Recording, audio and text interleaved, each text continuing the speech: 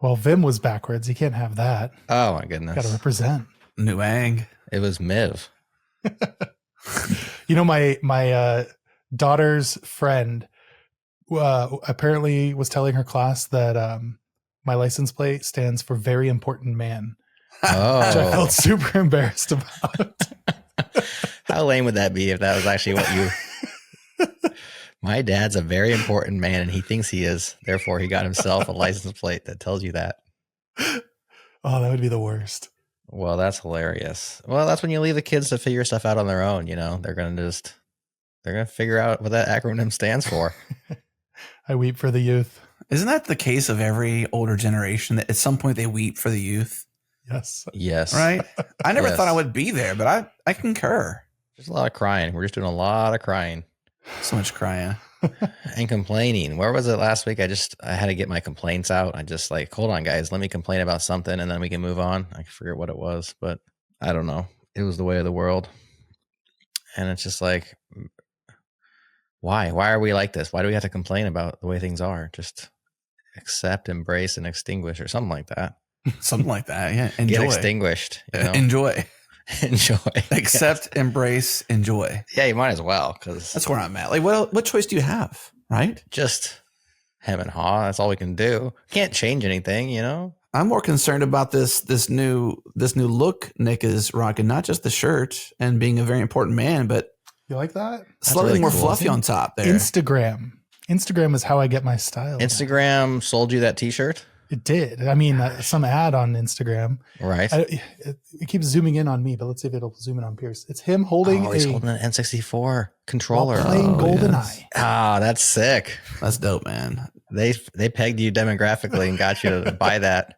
That was one of the best games of all times. You know, like modern for us, you know, our era.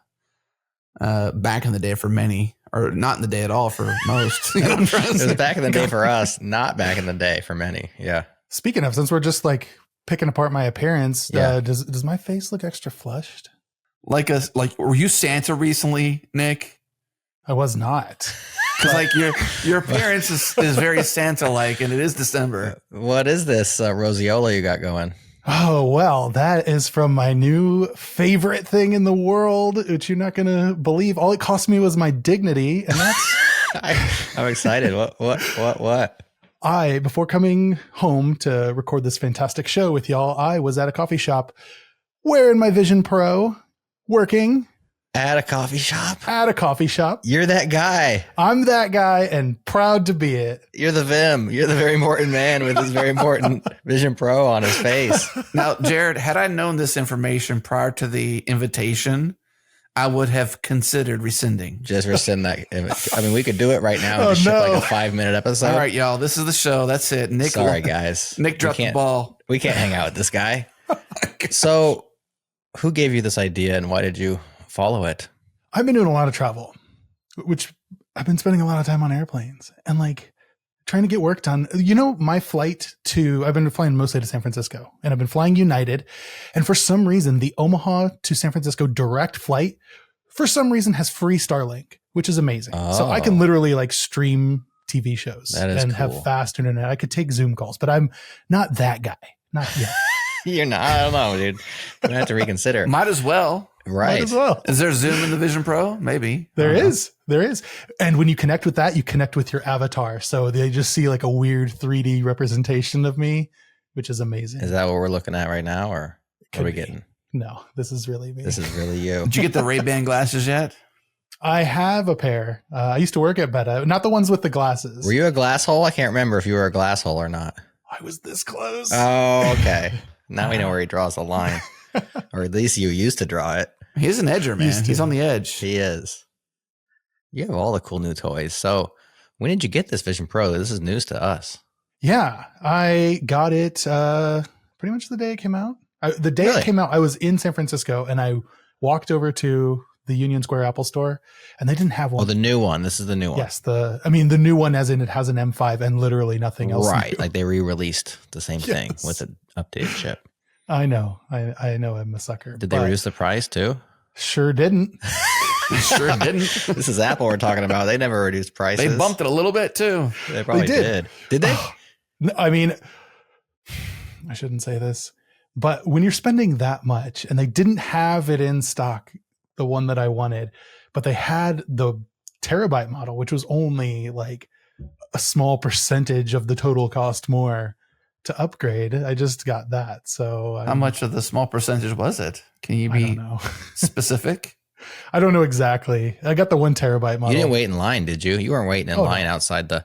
Okay, because I just got a great visual of you downtown San Francisco, Yeah. waiting in line with someone else. Just wait. They're waiting for like a crack hit or something, and you're waiting for your Vision Pro. They had their Rat Pack jackets on.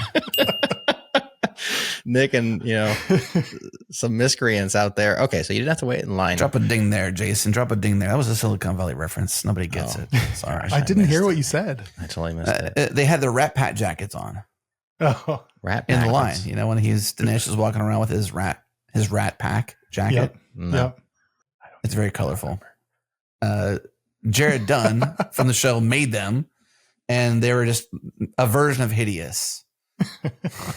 Flamboyant. I don't know if I would call it flamboyant. Definitely like a version of a peacock, but like a poor version of it. It's like a varsity jacket gone wrong.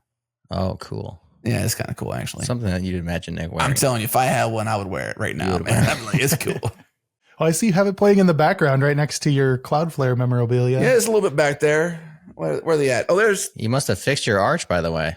Last show, Nick, Adam couldn't run his television because it had Arch as its base OS. He couldn't even get it to boot last week. Ah. So I it could get it must to have- boot.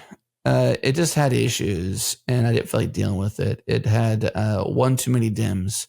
Now, I do have a friend who works at AMD, and he said, hey, share with me your build specs, and I will see what I can do. And I said, well, this isn't customer support. I just want to know why the AM5 controller has such issues with 4 DIMMs. Wait, so you're running Linux right now? I can't talk about that. Yeah, back there I am. Can't talk about that. I can't talk about that.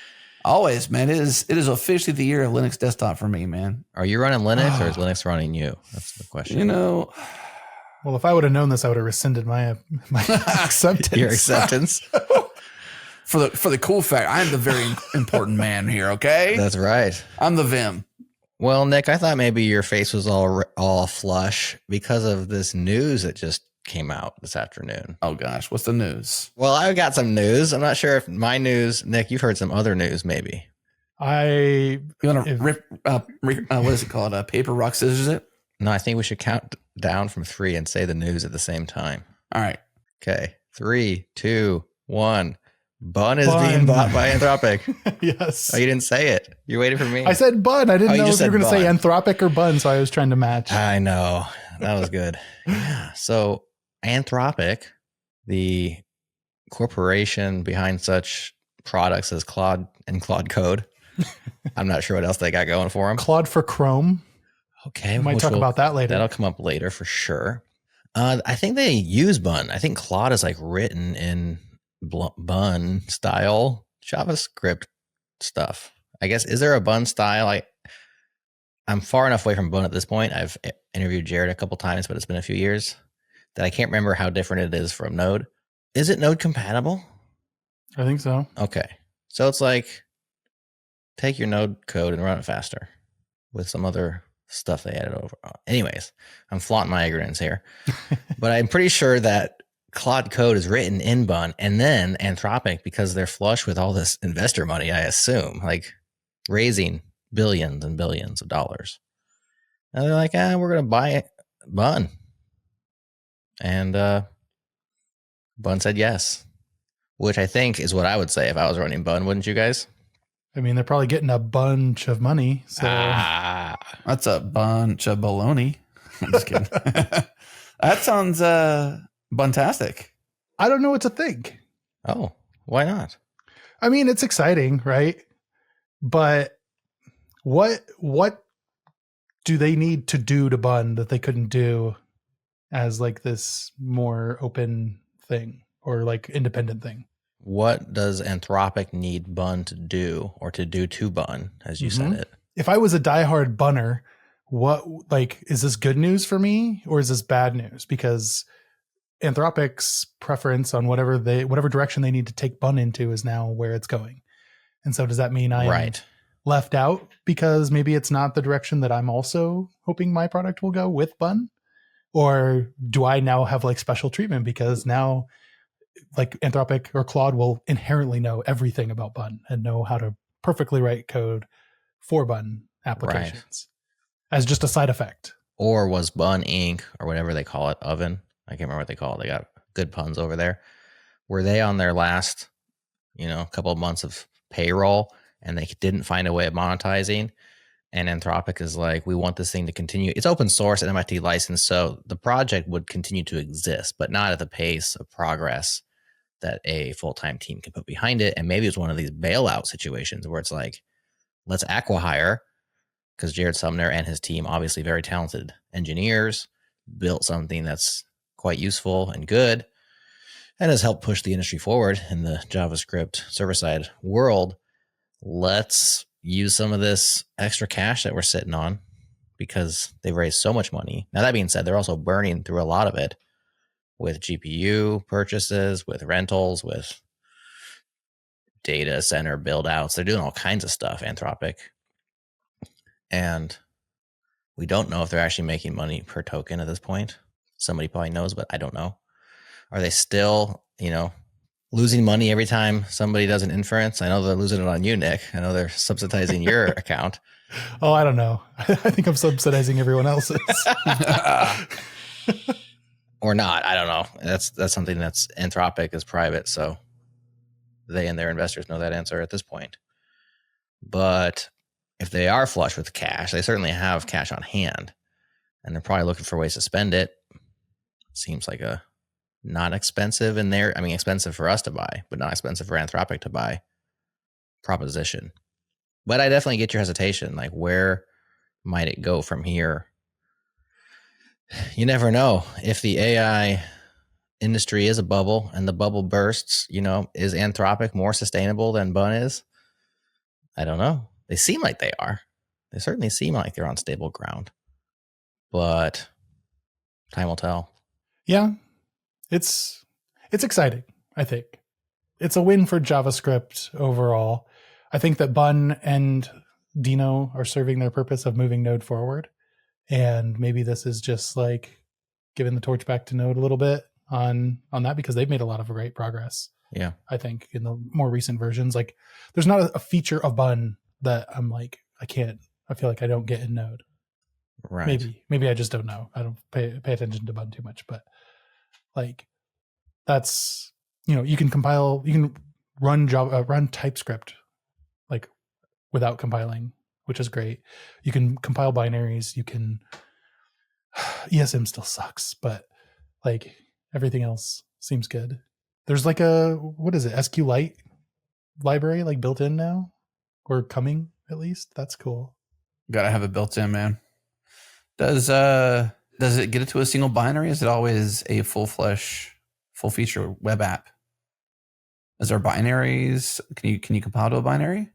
You can. I think that it's like bundling up, the JS runtime and all of the Node modules into some kind of binary that can run without you having to have Node installed. But yeah, in that case, you'd want that SQLite built in because you don't want to have reliance on anything else in the system. Sure, you can ship a binary, but if you have to rely on SQLite being installed, then that's not cool. Yeah. Sure.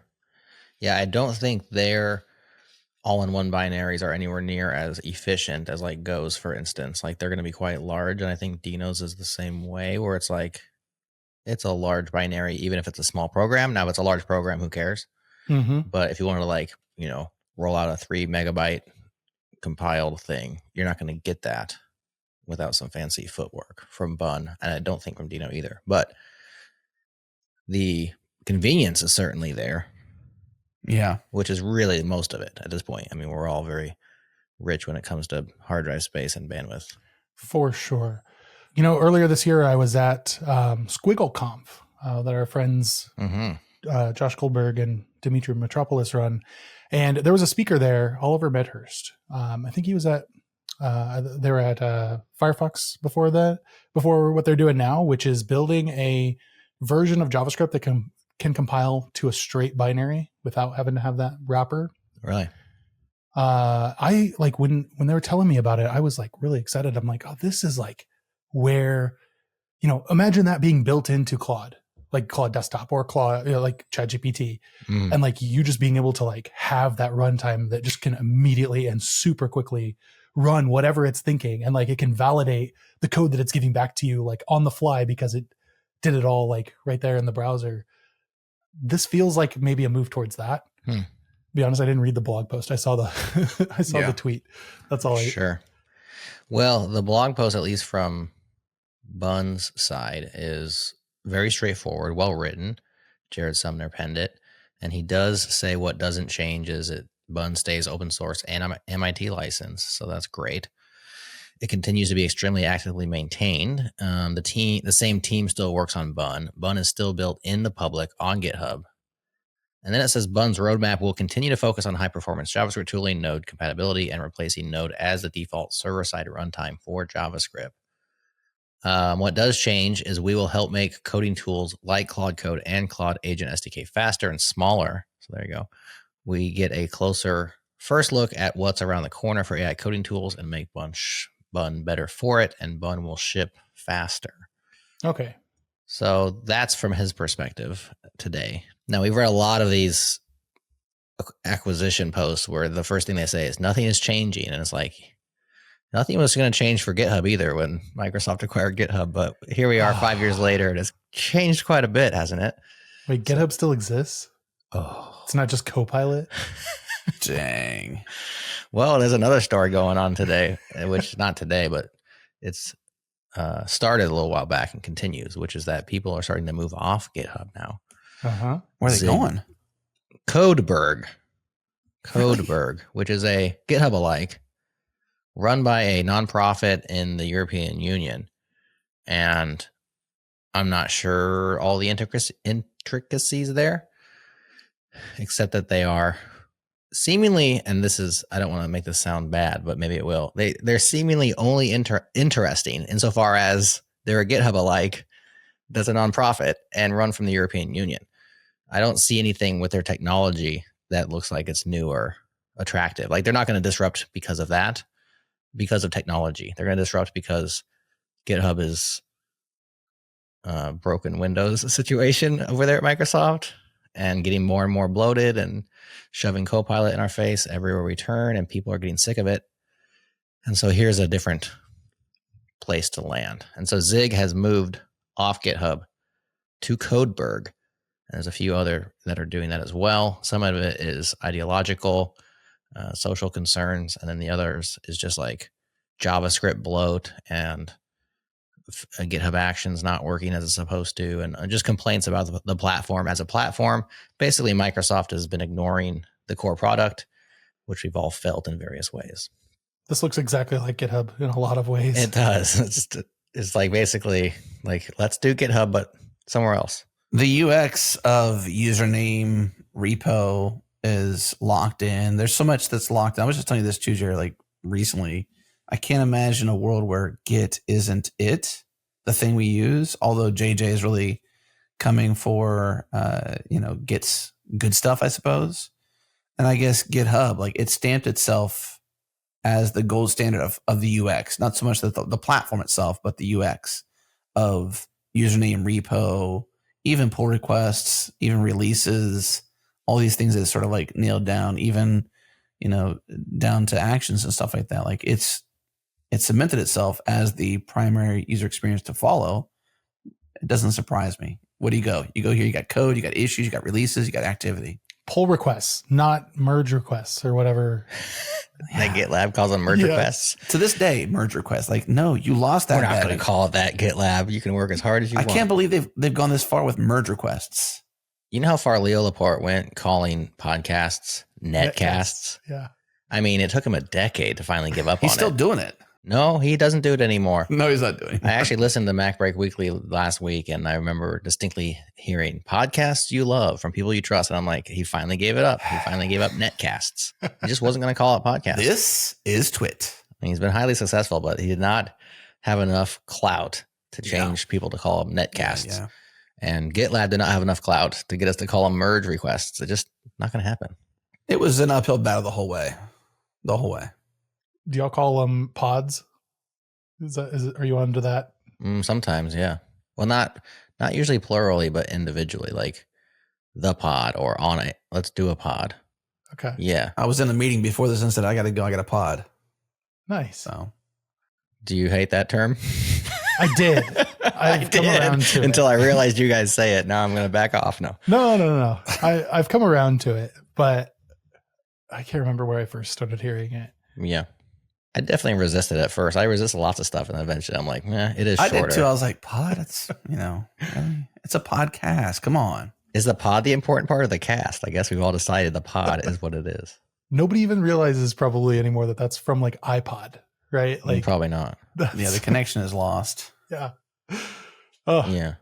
Wow, right though? I mean, like that's the thing too. You have to appreciate the small beginnings. mhm. And the iPod was not necessarily a small beginning, but the idea that podcasts began in a place that didn't exist when Steve Jobs was saying, 1,000 songs in your pocket. What was the number? Like 10,000? I think 1,000 was the one. Was it 1,000? That was Yeah. the first one, yeah. In your pocket. And that's what started off the opportunity for a podcast to be a thing, which was independent distributed audio via an MP3 on a device that became super popular.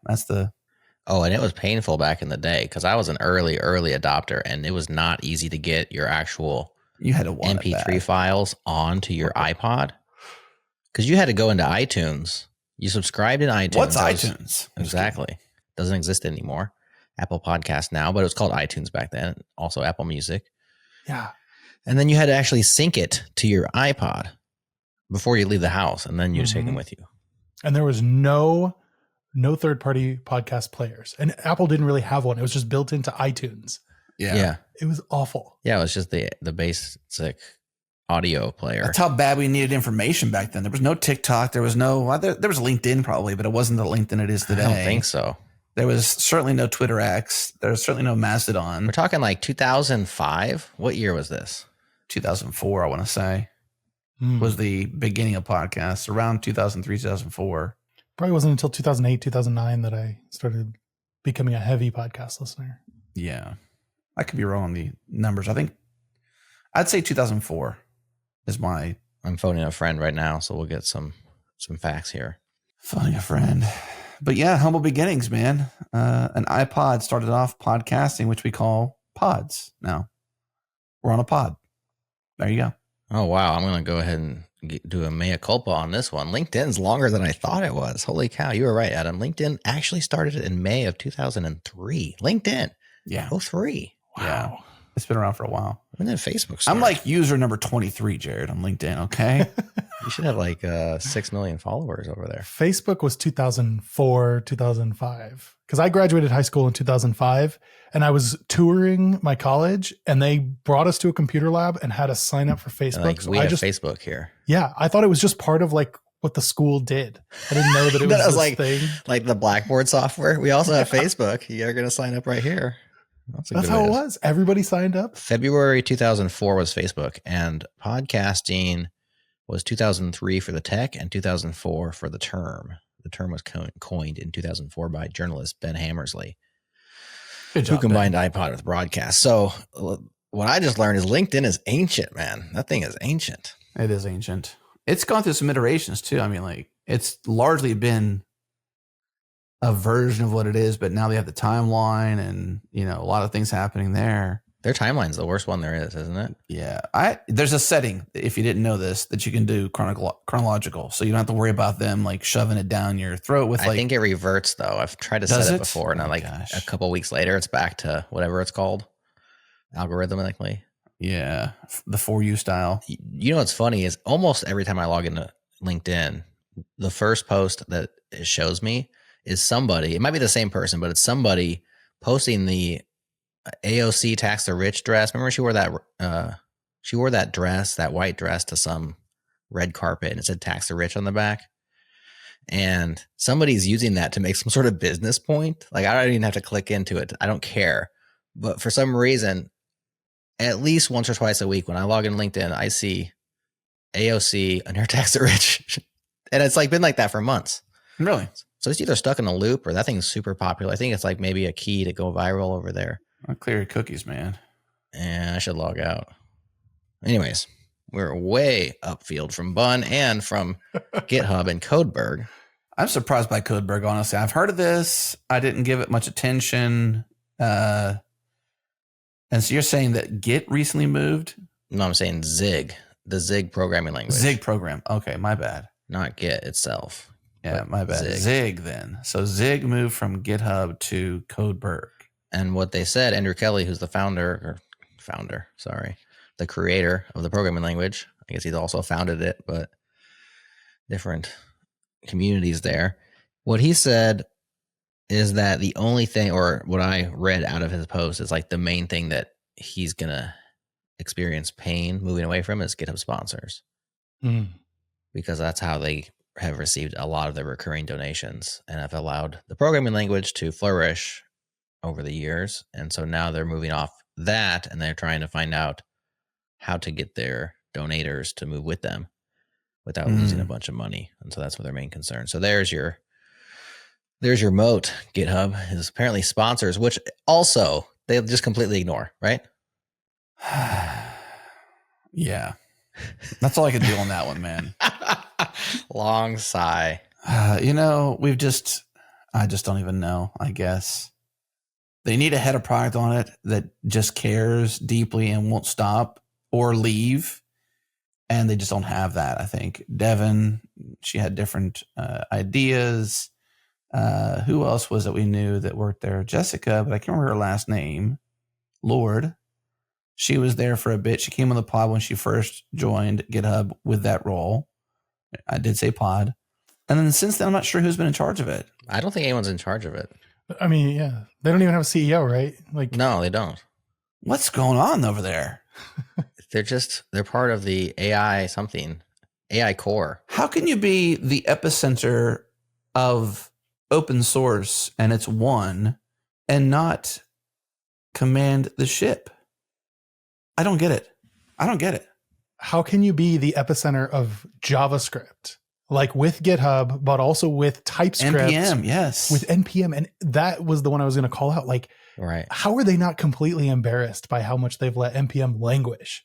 It's terrible. Is Isaac still there or did he leave already? I'm not sure if Isaac's still there or not. I don't think he's there. No. Isn't he doing Volt or whatever? He was doing Volt, but he might have actually moved on from there. I don't know. He moves a lot. So he was going to come on the podcast. Yes, I said podcast. Just because I went back that far back in history with Isaac's. He was going to come on the podcast just before the acquisition and he wanted to talk, but couldn't because, why do that when you got the save me money coming in, right? And then maybe even the fun job for a bit. I wonder if he's ready. Isaacs, are you ready? Let's do it. So when you say Isaacs, you're referring to the creator of NPM. Yes. Just for everybody who's hasn't been around as long as the rest of us have. I have an old brain and I've forgotten his full name in this moment. So I'm also just trying to use his known in my brain connection. What is his full name? Isaac Schluter. Isaac Schluter. There you go. Thank you. I knew I'd have it. I'm an old man who needs a dot connected. Isaac Schluter. If you're ready, Isaac, we have microphones. We have a pod. Come back to us. Yeah. How do you do that? How do you be GitHub and be in that position? I wonder if it's just the fact that they got so many engineers. Does that become a problem? Probably not, right? You can move fast with more engineers. I think it comes down to leadership, right? You got to have leadership. You'd think they'd have some kind of release to show that NPM was still alive, but their lunch is being eaten all around them, which is crazy. Like, I think Socket's doing a great job of having almost a better UI for NPM than NPM, plus all of the security stuff. Like, really excited about that. And then I'm really excited about the JSR project from the Dino folks. That's an exciting place to go. Which is a new registry, right? Yes. JS registry, I assume. So you have JSR, then you have Bun, which is NPM compatible, right? Who is the winner here? Like, who is the one on top that everybody's feeding off of? Node. Who's the leech and who's the leechers? Node's the winner. I don't know. Anthropic might be the winner at this point. They've got Claude Code. Claude Code's winning. Yes. Yes. Yes. If you don't think that, you're wrong. Well, they've got the UX. I mean, yeah. All right. I mean, Gemini 3 is really good. for But the weekend before Claude Opus 4.5 came out. That's right. Then they can like back in your place there, Google. it's a lot of leapfrog when it comes to the frontier models for sure. It wasn't But- just that. Like I was dedicated. I was a dedicated Sonnet 4.5 user before that. And like specifically when you're paying the API rates, you can have the option for 1 million token context window. Mm-hmm. Absolutely amazing. I could work all day on the same project without ever clearing context. And like, I just never ran out, you know, it was so good. And I've then, never had that experience. I reboot a lot. but I was spending a lot of money. Like you can customize the status line in Claude Code. And one of the things you can put on there is just a running dollar amount of how much this conversation is currently costing you or costing your company. I don't want to know that. I do. It's a leaderboard, man. You're trying to be in the trillion token club, aren't you? I one time posted a picture of it where I ran /cost and it was at $420.17. And I just posted that screenshot in Slack and said, am I in trouble? Wow.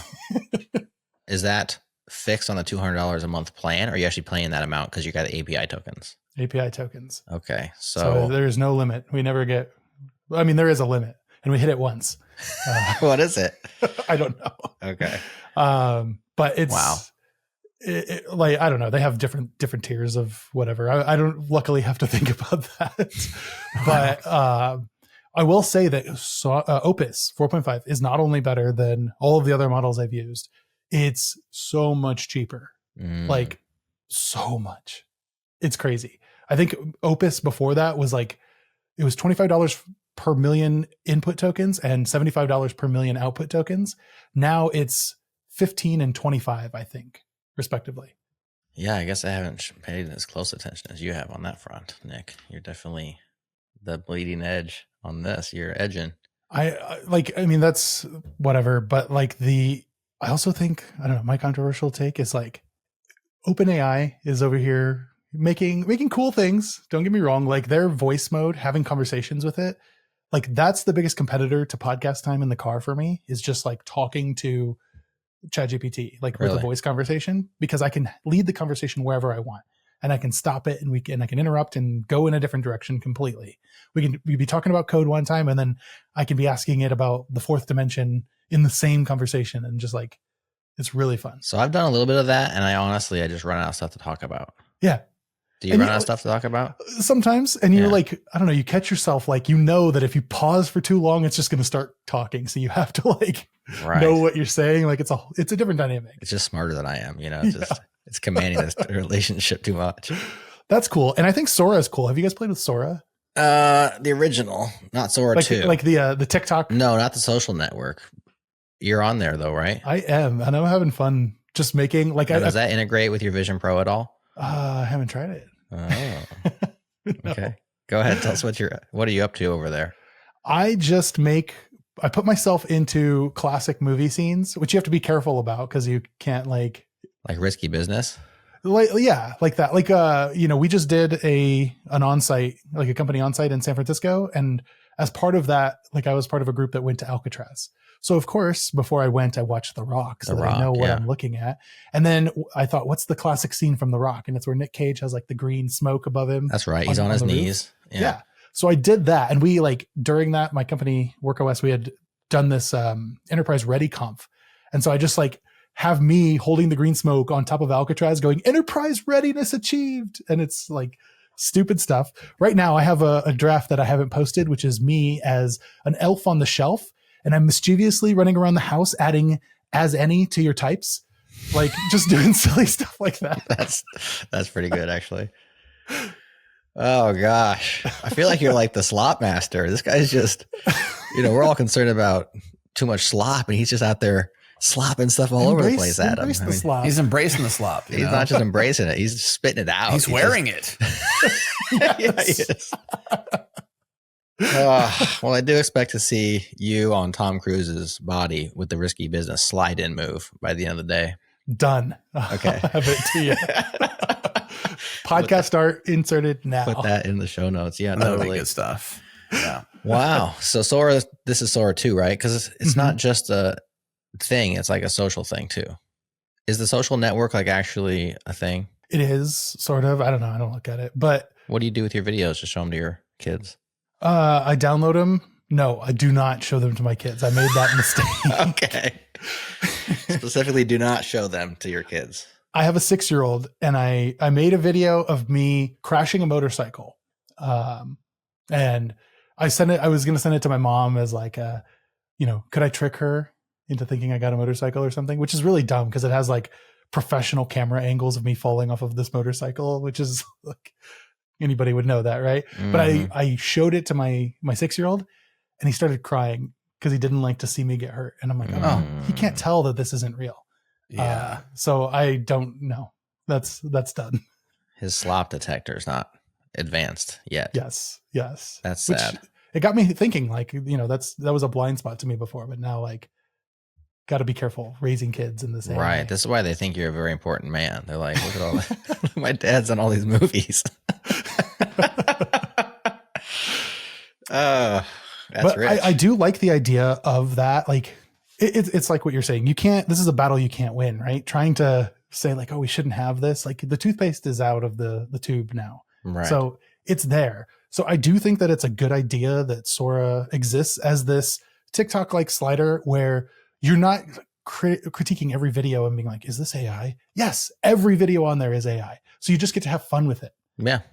As opposed to like, bringing those over to other ones like TikTok or Reels. That was my take last week telling Adam, it's cool that at least they're not trying to hide it. Where I get offended is when they're trying to pass it off as real and then I find out it's not. That's when I get offended. But over there, it's like, this is all AI. So you see that on like Reels. Like there's people who it puts like a Sora watermark that bounces around on there. Mm-hmm. People try and remove that and you can like catch it pretty easily. Lame. But yeah, like, come on. That I saw some tweet that was like, that thing is like holding the fabric of society together, that little watermark. Oh, sure. And I'll believe that. Yeah, to a certain extent. Yeah. The question is, when will the other models catch up, the ones that you can run on your commodity hardware and build these things akin to what OpenAI can do without the Sora watermark? At that point, the fabric of society won't be held together quite so well, right? Yeah. It's getting close. But the point I was trying to make with Sora and their conversation thing and all of that is, and then like there was, I don't actually like look at the news, but I saw some headline about Sam Altman pausing their ads push to focus more on making ChatGPT better because their lunch is being eaten. Red alert, he called it. Red alert. I'll believe that for sure. But that's like my point. Like this, they market themselves as like a $6 trillion company or whatever. And they're chasing ads. They're chasing Google and Meta into ads. They're making a social network. Like that's where AGI is going. That's where they're focusing their time. Meanwhile, Anthropic is just eating the enterprise because Claude Code is just amazing. And then I don't know what Google's doing, but they're doing something. Nano Banana is really nice. And Gemini 3, but that was good for a weekend. And like, they're just being eaten. And I think that Anthropic is like the one to watch right now because Claude Code, it's just so good. It's a good interface. Yeah. I'm coming here to shill Claude Code, I guess.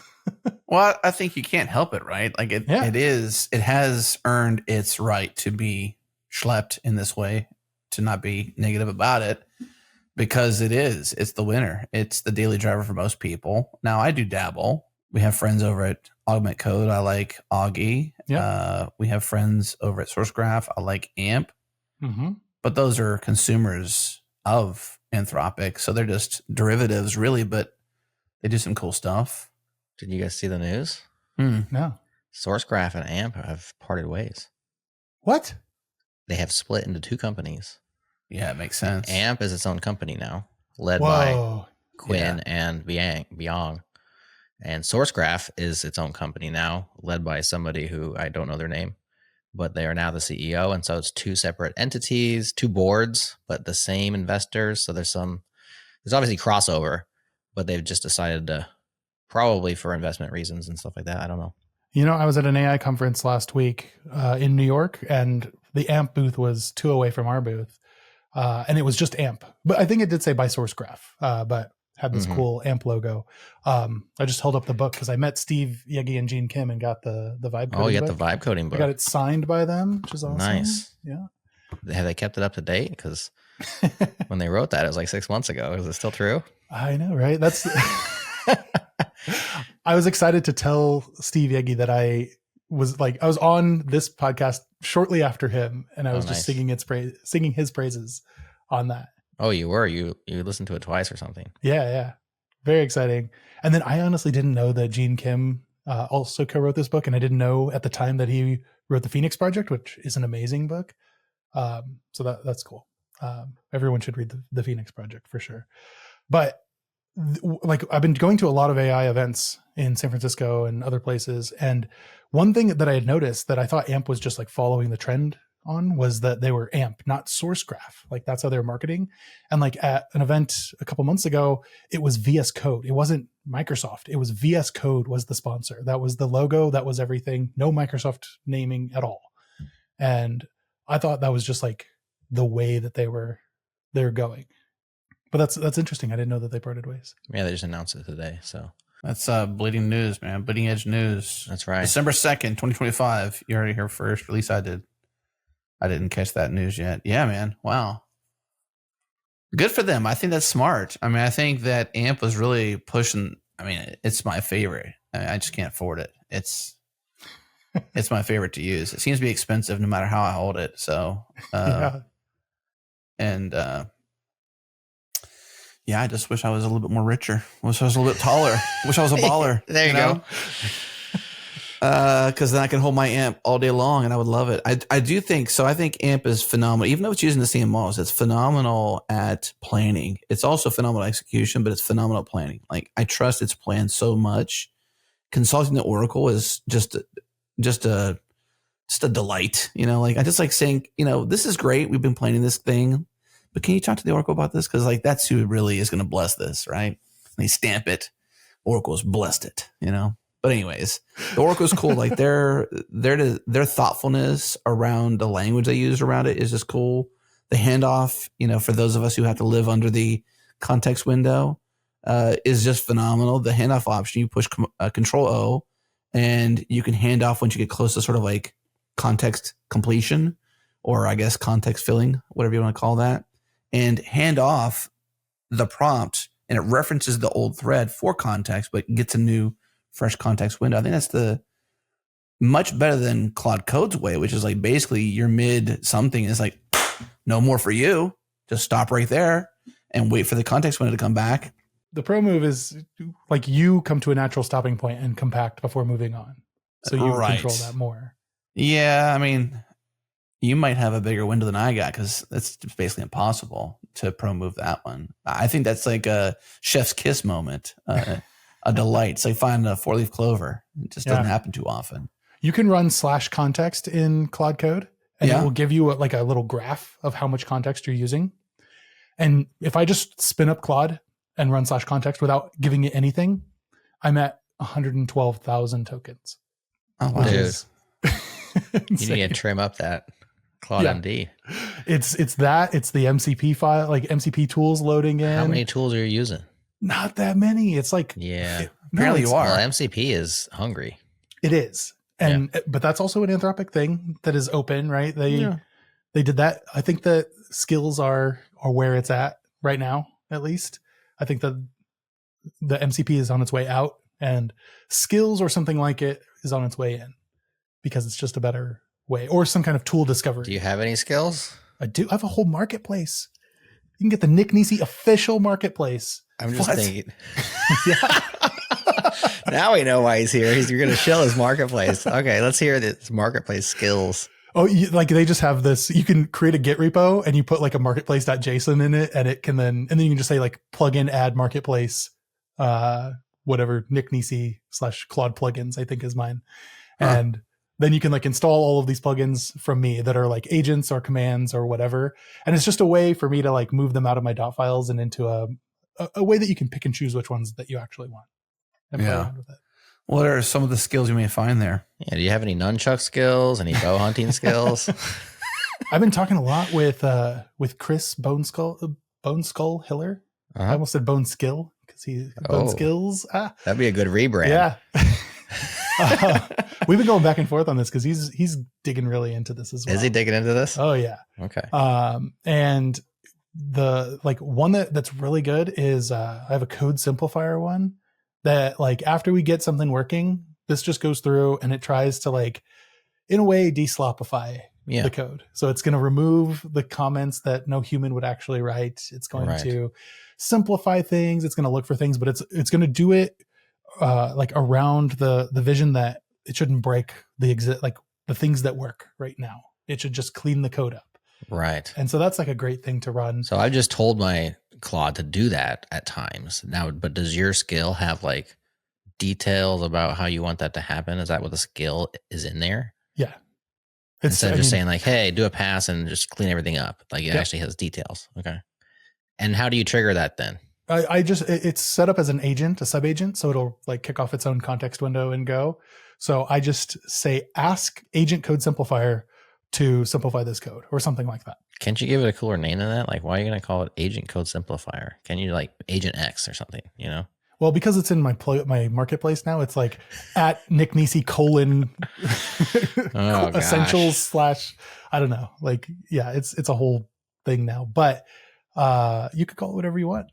You could take it and copy it and call it whatever you want. That's a cool one. I also made one that is it's like a consultant because like I also want to experiment with these other models and figure out what's going on. And so I made a consultant that can do 3 different things depending on how you ask it. The first one is you can be like, I don't know, if Claude is like spinning its wheels on something or gets stuck, I can be like, that doesn't sound right. Consult with Codex, and it will go spin off a subagent, open up Codex CLI as an MCP server and talk to it and ask it to weigh in. And then, and it can do that with Codex, Perplexity, Grok, Gemini, and maybe it's just Claude as like a separate subagent Claude. It can do that. It can also do a deep research where it will ask all 5 of them to do deep research, and then it will collate the answers together and give you a result. But then like building on top of that, it can also deliberate, where it will ask them all to do the research or to answer a question, and it will get all 5 answers back. And then it will give all 5 answers to all 5 of them again and be like, Grok said this, Codex said that, and have them like whittle down to an answer. And then it's like, oh, okay, based on what you want, like Gemini's solution seems to be the best. Right. You need to get 12 of these set up and then ask them what you should have for lunch, and just go scorched earth on your entire life. Just like, how much energy can I use on simple mundane tasks? Like 5 is not enough. Can I get lunch 12? Cost $1,000. Yeah. The $1 million question, what should I have for lunch? Have we already talked about this? Because I've totally done that. Have you really? Oh my gosh. Oh my gosh. I'm what you might call a picky eater.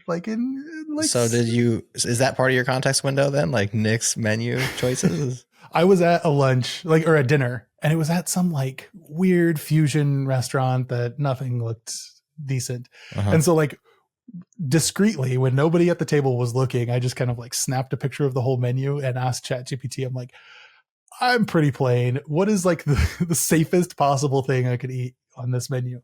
And it picked it out, and it was great. That's not a bad use, actually. I thought you were asking the whole quorum, that question. But just ChatGPT, that's just one. That's just fine. Go for it. That's what they're there for, those moments in life where you're like, I could just use somebody else to scan this for me and give me some advice here. Good use. Yeah. Good use. Okay, so you're just Claude coding it up, man. Oh yeah. Love it. All day. Now, how much of this is work? All of it. It's all work. He's contractually obligated to say that. All of it. I'm currently a team of 1, and so I make up for that by having I think I've had up to 14 Claude Code instances running simultaneously. And I use Tmux to manage it all. I built like a little Tmux floating window dashboard that I can pop up, and it shows me like, this project is waiting on a response from you. This project's done. And it shows me the Claude status of each one. Mm-hmm. Do you ever feel like you're babysitting? Yes, constantly. Yes, constantly.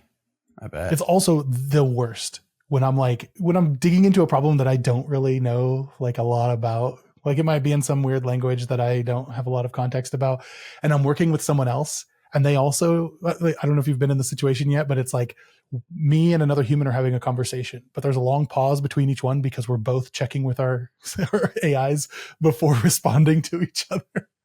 And then our AIs will like contradict each other, but we're the middle persons between it. And it just makes me hate this profession that when I'm doing that. You should just connect the two AIs and get out of the way, you know? Yeah, you're the API between them. What does a team of one do like you do for WorkOS? Like what kind of things are you working on? I work on all of the SDKs across all of the languages and frameworks. And so it's all open source, which is great. I have no qualms about pasting any code whatsoever into any of these models because it's all in GitHub anyway. Yeah, no privacy concerns there. What's your mission with the SDKs? Improve them? Growth? Survive is mostly it. No. It feels like that sometimes because a lot of work comes in and I'm just like, jumping from, I'll be like doing something in this project and then jumping over to Go and jumping back into TanStack Start is like fun, but also not fun right now. Mm-hmm. Just because it's new, it's got bugs and it's the RC. So I'm like trying to keep up with what they're doing and it's time sink, but just, keeping things up to date, adding new features, supporting new like frameworks or even new like integrations. We just like did like a thing with Convex. So like you can spin up a new Convex project and use WorkOS auth as the auth provider for it. And it'll like create a WorkOS account in the background. And then when you're ready, you can take that over. But that's cool. Like a cool integration that we just did. So AI coding is a huge part of your life. What about AI browsing? If we might just turn our sights now on the new browser wars. There's a brand new browser war, according to people in the know, such as The Verge, writing about browser wars. And they're trying to agent our browsers now. Nick, are you agentically browsing? No. Oh. I've not for lack of trying. Okay. There's no good browser anymore. All of the browsers suck, top to bottom. Really? Hot take. Every single browser. Even Safari. I'm currently using Safari as my daily driver, but yes, it sucks because nothing works in it. Everything's like, you should install Chrome for this. Right. Yeah. Just what a shame. Well, in my on Fedora, I've been using, oddly enough, Firefox. It's the default install, and it's super fast there. And I had Claude write down like a better user.js file to like lock it down and keep me safe and make it fast and all the good stuff. And it's just browsing. Like it's not a lot of work anyways. So I feel like that's pretty cool. I've been pretty impressed, I would say. I didn't think I would keep using Firefox or the default browser, but I have. But then on Mac, obviously, it's Safari, and I really haven't dabbled into as much as I want to. I think it would be a letdown. Really, I don't think I'm not sure I want to like browse the web and constantly have agentic AI summarizing things for me. Like I get the summaries, but there's a time and place for it, and I'm just not sure I need it in my browser on the daily. I don't know.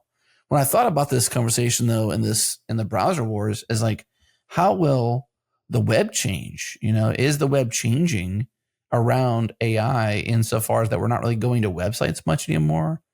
And which kind of websites are we going to? Are we just going to like docs and like library landing pages or the latest framework landing page? What kind of websites are actually useful to us? Is it shopping? Is it only shopping? Is it Amazon? Is it only Amazon? I think about my own traffic, and it's weird traffic. I'm not like going to a lot of websites anymore, and it's strange. Okay, this is actually a perfect segue into an experiment I tried, knowing that we were going to talk about this. I opened up ChatGPT Atlas. I have all of them on my machine right now. I've got Atlas, I've got Perplexity's Comet, I've got Dia, that piece of crap. That piece of crap. I've got Chrome with Gemini built in and Claude for Chrome and the whole thing. But I opened up ChatGPT Atlas. And it just so happened that the last time I used that, I had opened up my Fathom Analytics page for my website.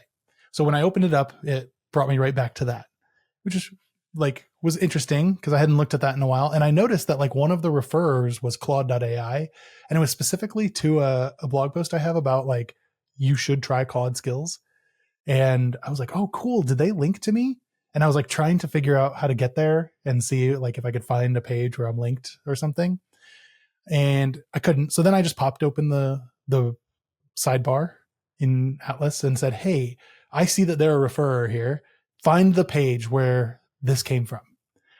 And it popped in and it's like, yeah, we'll help you with shopping. And it had like, like it was just so stupid. And it, of course, did not find anything. So I think it might have been like come up in a Claude answer or something like that, but it totally failed. And it jumped right into their failing as like, an actual AI provider. They're just a way to sell you ads is the way that I felt as soon as it said ChatGPT shopping.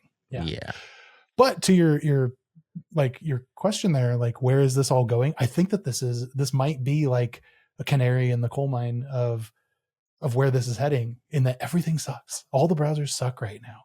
And it's like, when I think about other tools that are out there, like ChatGPT's, whatever they call MCP, but like, MCP tools, and there's an MCP UI project that like will take, it's a tool that will render a UI for you, in your window. So like you can have a chat.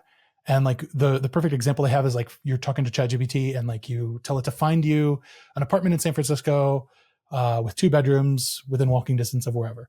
And it will, and under this budget. And it like loads like a Zillow page in there, a Zillow map, and you can move around the map right in your chat window. You didn't go to Zillow.com. It's like loading that and helping you find it right in the chat there. And then you can have a contextual conversation around that. I feel like that's where things could be going. And like the browsers just not figuring out like where they belong in this is indicative of that being the future. Maybe the future really is just like a chat like interface for everything. Yeah. What a shame. That would not be. Yeah. Right.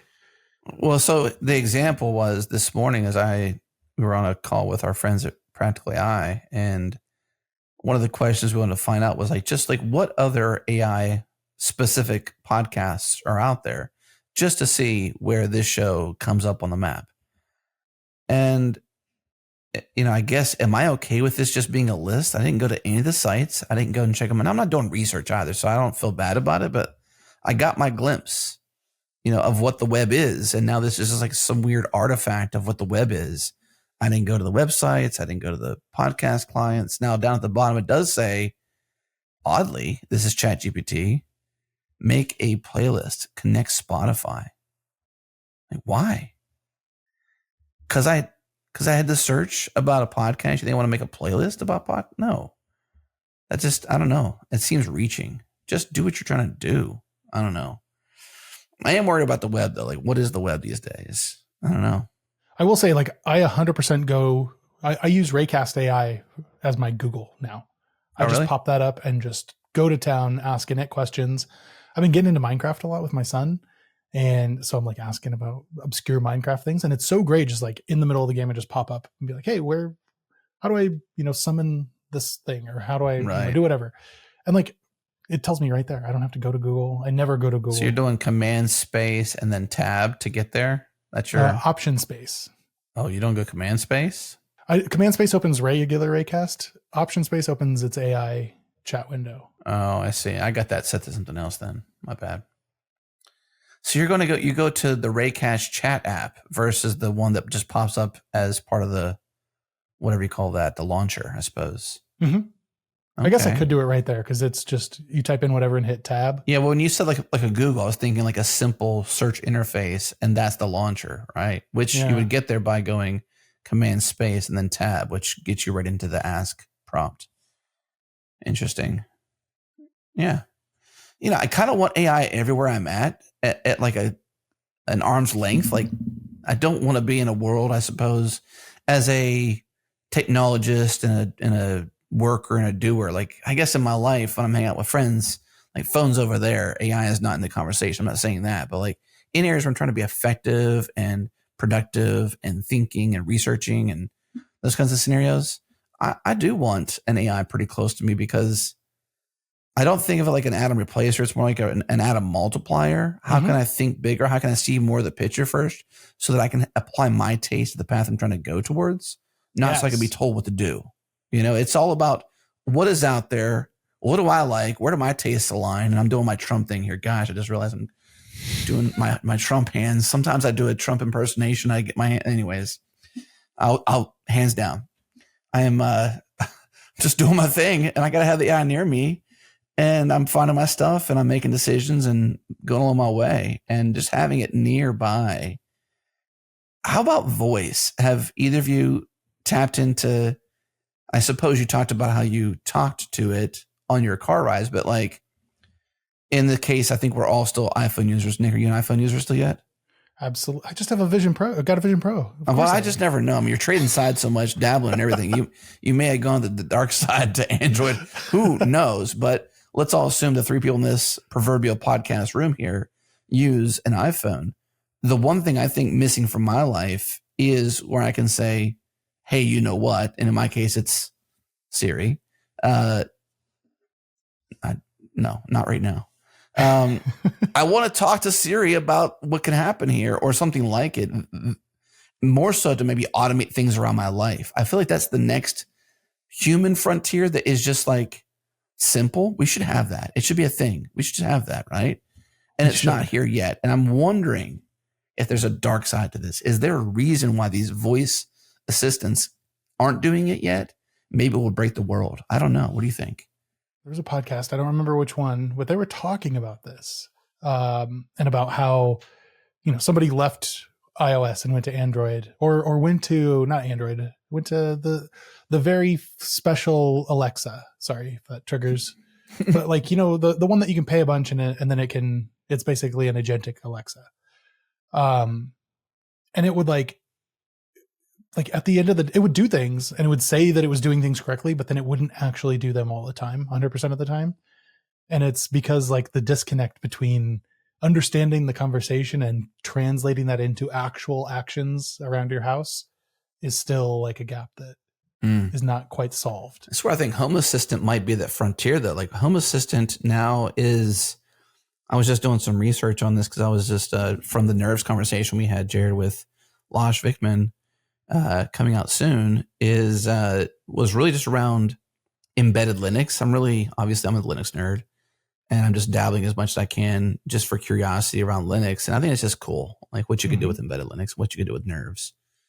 Yes. And it came up to, I was like, okay, how can I do, I think it's called Root Project. What is it called? Root Build. Root Build. So you can do like your own embedded Linux kernel kind of thing. And I was like, well, what could you do around Root Build and Home Assistant? Because that's where I have just natural curiosity. And now Home Assistant has their own flavor called Home Assistant OS, which is one of the preferred ways. And they actually sell an appliance now. So they're this open source project behemoth, really, to automating home things. Everything's integrated into it. And now they have their own appliance, which just has Home Assistant OS on it.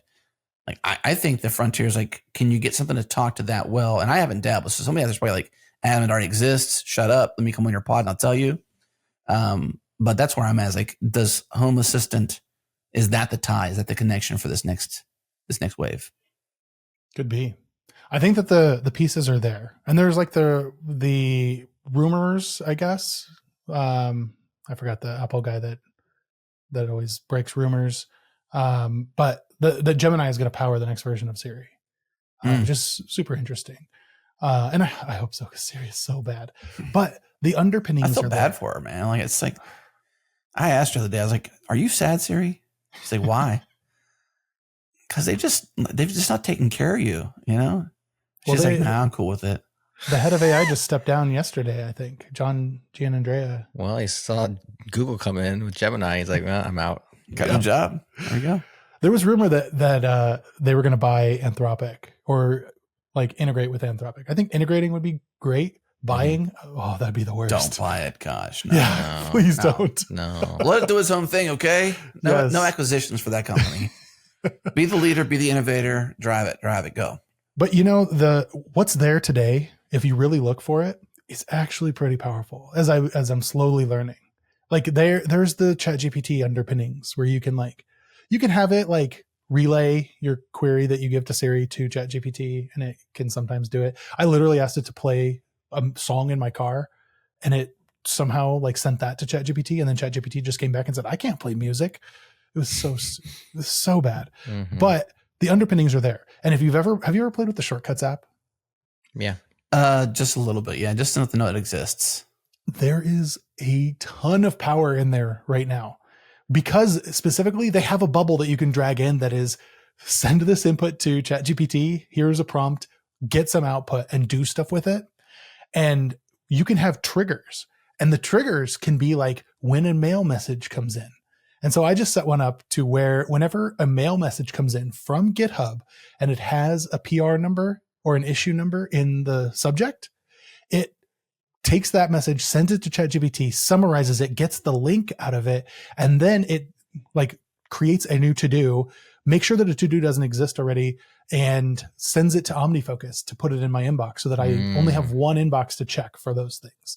I'm questioning if you actually do any work for WorkOS at this point. Okay. I was just over here thinking, this guy's a really sophisticated code monkey. I mean, look at him.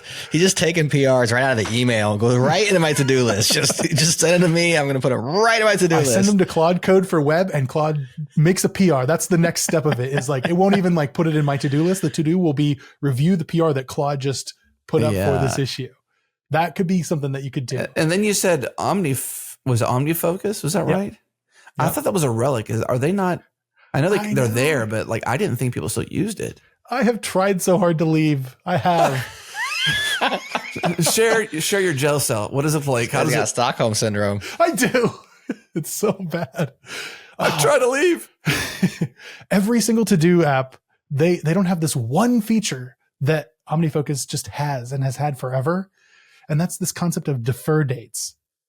So I can put something in and put all of the like flag it and do whatever, but say, I don't care about this until next Monday. And then it will not show up in any of my automated lists until it's ready, until next Monday. So I can just like set it and forget it and be assured that it's going to resurface onto my radar when I can actually work on it. Because I'm not going to work on it today. And I do that with every single task. I defer everything. He's not working on anything today.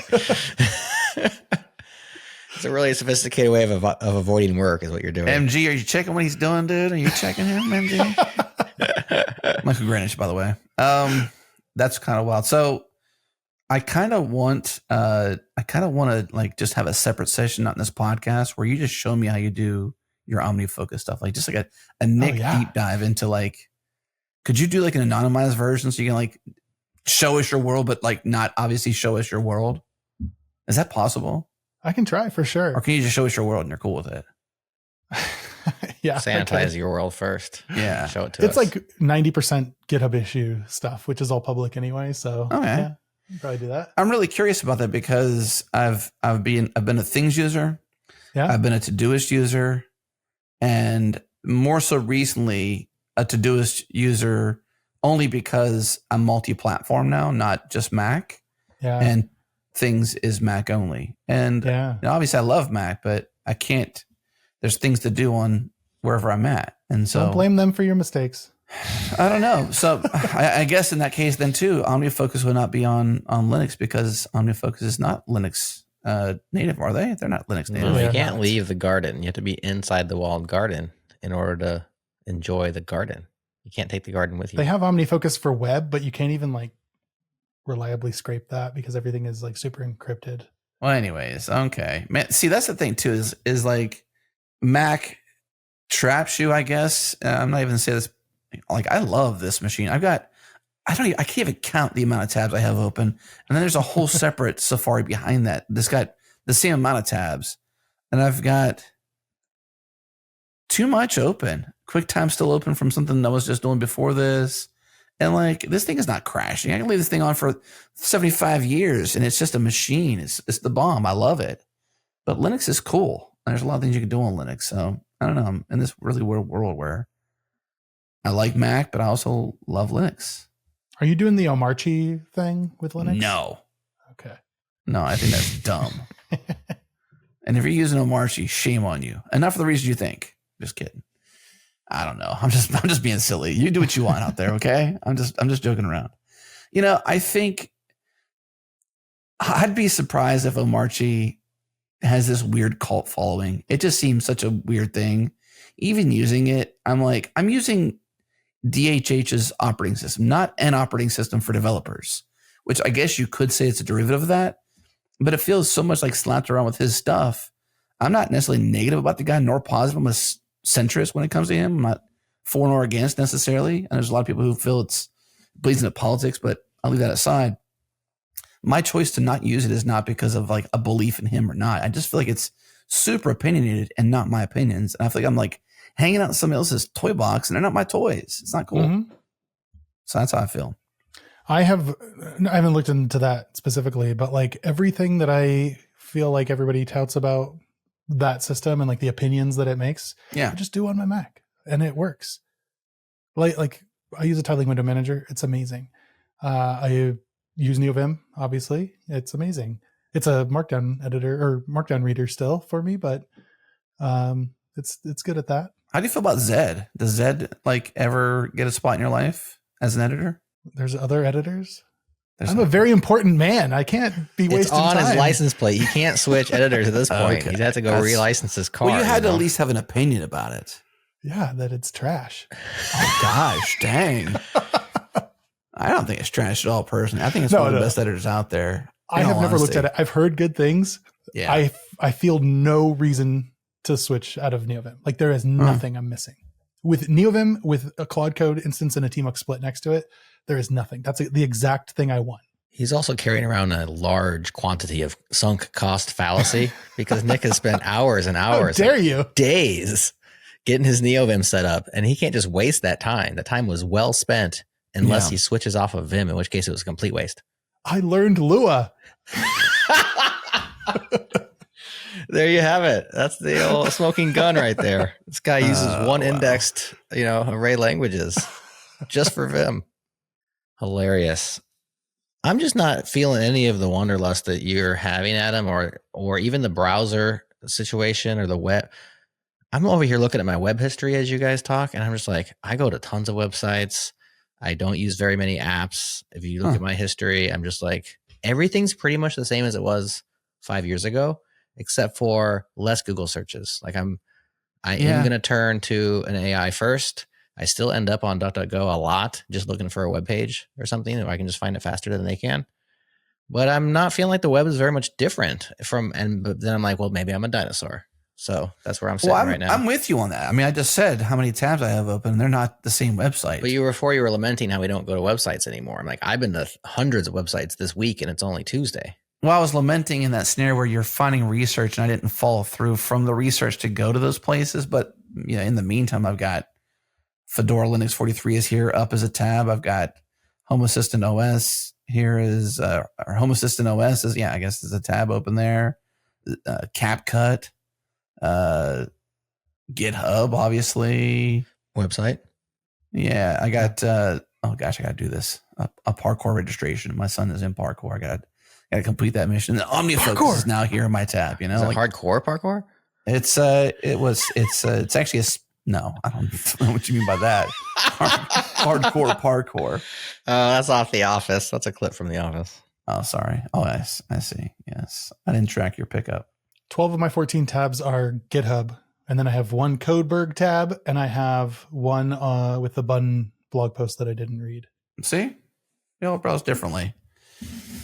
I still go to a lot of websites. It's just I worry about the web if we're trying to like AI it in the browser and every website is just a summary of itself. Like, what does that do? Like, how does that change the web? That's what my real concern is. Not that I don't go to enough websites anymore. I still go to tons. But how does this shift change what the web will be? That's my, I suppose, curiosity. Yeah. Everyone has to start thinking, like, if you want, nobody goes to Google, right?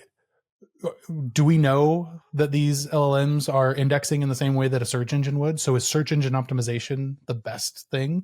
especially if you have like a product that you want to sell and you want people to notice it. If AI is not recommending you, you're doomed.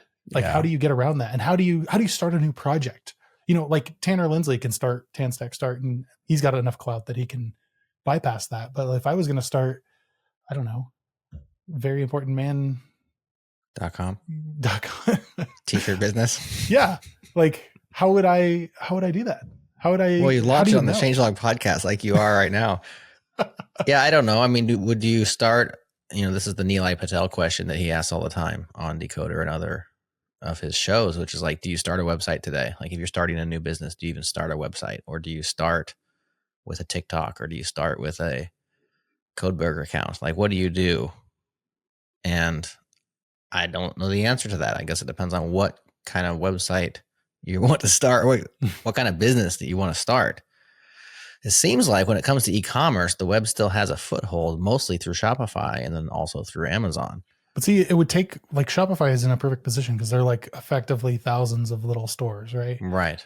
One MCP UI like tool, and now you can shop any Shopify site from any LLM that you're talking to, and have like a rendered thing where you're picking out, your favorite shirt from there and ordering it all straight through this UI that is dynamically rendered at the time that you asked for it and didn't exist before that. That's interesting as a thought experiment. A lot of things happen just in time now that you didn't have to before. And I'm actually like, throw that code away. Yeah, I don't care. You can generate it again. Who cares? Kind of thing. It's the things that were once coveted are kind of ephemeral in a way. Yeah. And that's a weird feeling because it wasn't that way before. It's like, oh, okay, I'll just try it again. New thought, new research, new thing, same output, similar adventure. Now, if you're knee deep in a whole full on product you build or something like that, it's different. But if it's like one sliver of something, okay, not the worst thing ever to have lost that or to throw it away or to spike it and try again. What if for some reason some LLM, like Perplexity, for some reason favored this one blog post that said changelog sucks, and like that's what it repeats to people? Don't do that. Yeah, that'd then we sue them for libel. Right. But finish your thought though. What was your thought? Was that it? I don't know where to go from there, but like it's what you're thinking about now, right? Like, how do you counteract that? It's like just a mystery right now how to do all of this. Yeah. And I feel like we're just clinging to the vestiges of SEO as like the cornerstone of that and building. But even that was a mystery that Google would come out once every 6 months and say, we were changing the algorithm. And then like all of the SEO gurus would like go into their little labs and they would test things. They'd come out and they'd sell you something that said, put this in your website and you'll be rich, Yes. I don't know if that necessarily changes materially from what it has been. It's just a different area, different poops, same pile. No, different pile, same poop. What's that saying? I don't know. Same smell, different poo. I think the saying technically is same different day, but I misapplied it. I misapplied it. That stuff changes our behavior, and that's something interesting to look into. Sure. Like one thing that is freaking terrible is this whole trend of, I'm going to mention something, but I'm not going to link to it. And then I'll have like a follow on or a comment. The first comment is the link to it. It's the worst. And if you do that, but if you're going to play the game, are you going to play the game or not? I know that's the problem. I've done it before. So have I. It changes the way you live your life. But then every time I see it, I'm like, I hate the person that did that because they're playing the game that I've also played. Here, I have an answer for us, Nick. I have an answer. It's called meshtastic. Here's what we do. We set up a mesh network between your house and my house. And we just connect our LANs together and we just, we internet between the two houses and maybe anybody else in the region that wants to join. And we start our own little splinter net where we make the rules. I like this. You like this? This can't go wrong at all. You can put your link right there in the, this never goes wrong. We move out to a mountain somewhere and we start our own little commune. Like that's basically where you end up, right? Unless you're just going to embrace, extend, and enjoy. That's right. This is where we started. Is there any prediction you may have, Nick? You're just so full of exploration and some discovery, I suppose. You have opinions. Do you have any predictions for obviously this next year? We're at the end of the year. Yeah. I think that like the code that we're writing is, if you're still writing a lot of code, you're going to write less next year.